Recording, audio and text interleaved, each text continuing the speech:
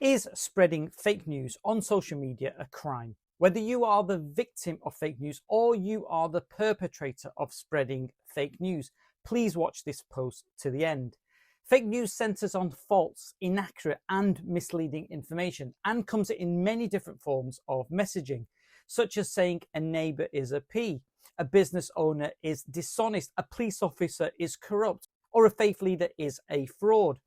Spreading fake news could also be about promoting the wrong medicine to take to help you get better, or undermining the right medicine to take, which falsely is claimed to be harmful.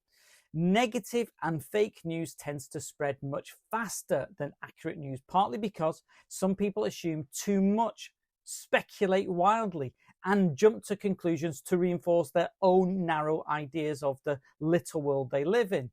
And fake news stories often have very serious and grave consequences. Communities being targeted for violent protests, individuals being demonized, and institutional trust being damaged.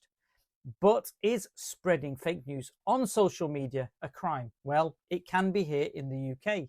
Since January 2024, a new offence was created by the Online Safety Act. A person commits the false communications offence if they send a message conveying information that they know to be false, and at the time of sending it, they intend the message to cause non-trivial psychological or physical harm to a likely audience, that is, someone who could reasonably be foreseen to encounter the message or its content, and they have no reasonable excuse for sending the message. It doesn't matter if the message was not created by the sender of the message, just that it was sent by the sender. The meaning of non-trivial psychological or physical harm has not been defined in law, but it's reasonable to say the police would need proof of some psychological and physical harm.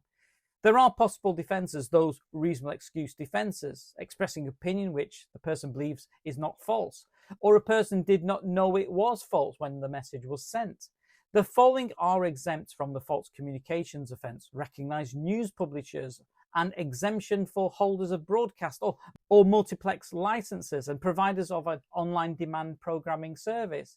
Also, the offence cannot be committed in connection with the showing of a film made for cinema to members of the public. The maximum sentence is 51 weeks imprisonment or a fine or both. If you are the victim of fake news, then consider reporting the matter to the police to identify the perpetrator and for them to take swift action and bring them to justice. And if, like me, you are sent messages every day, always check the accuracy and reliability of the information or post received. A really good policing technique to assess information and posts is to think A, B, C. A, assume nothing. B, believe nobody. And C, confirm everything. Feel free to comment, know your rights, and follow for more.